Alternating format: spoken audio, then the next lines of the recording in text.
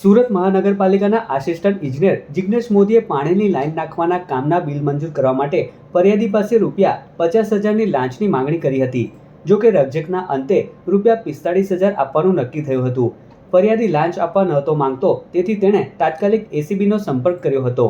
એસીબીની ટીમે ભારે ચાલાકી વાપરીને ઉધના સાઉથ ઝોન ઓફિસના ગેટ બહાર જ આખું છટકું ગોઠવ્યું હતું। જેવો જિગ્નેશ મોદી ઓફિસના ગેટ પાસે ₹45,000ની લાંચ સ્વીકારવા ગયો કે તરત જ સંતાઈને બેઠેલી એસીબીની ટીમે તેને રંગે હાથ દબોચી લીધો હતો।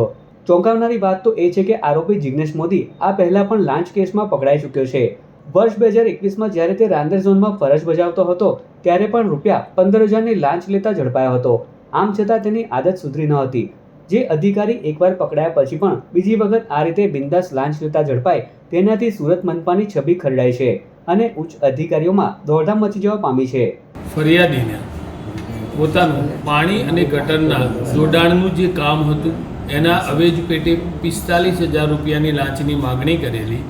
જે ₹45,000ની લાંચની તેઓએ સ્વીકાર કરતા પકડાઈ ગયેલા છે, જેઓ વિરુદ્ધ કાયદેસર કાર્યવાહી હાથ ધરી ઇન્વેસ્ટિગેશન ચાલુ છે। આ જિગ્નેશ મોદી અગાઉ 2021માં પણ જ્યારે રાંદેર ઝોનમાં ફરજ બજાવતા હતા એ દરમિયાન પણ ₹15,000ની લાંચની માગણીમાં અને એ સ્વીકારમાં પકડાયેલા છે, જે કેસ હાલ કોર્ટમાં પડતર છે।